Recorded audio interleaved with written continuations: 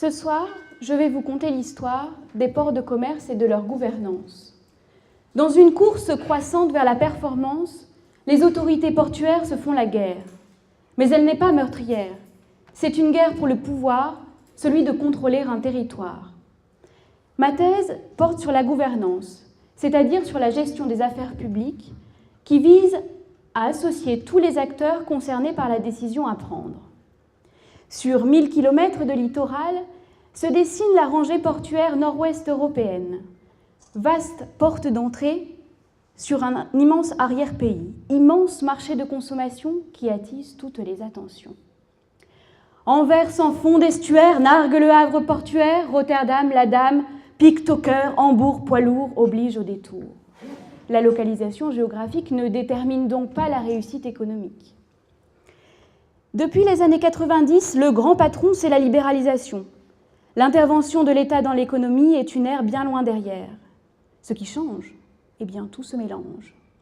Le monde de l'entreprise s'immisce peu à peu dans celui de l'administratif.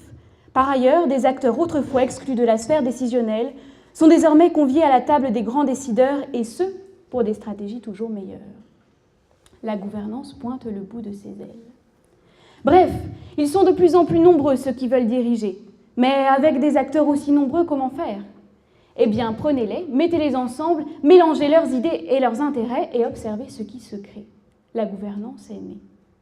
Le port devient la place portuaire où les parties prenantes sont fières de faire partie de la communauté portuaire. Ma démarche consiste à étudier, à comparer chaque port par des chiffres, en comparant les structures économiques par des indicateurs classiques, nombre d'activités, emploi, entreprises, et en comparant les discours, en analysant les rapports de force pour comprendre comment ça se passe entre les entreprises privées et les acteurs publics. L'objectif est de comparer la façon dont les ports s'adaptent à un nouveau contexte qui est la mondialisation.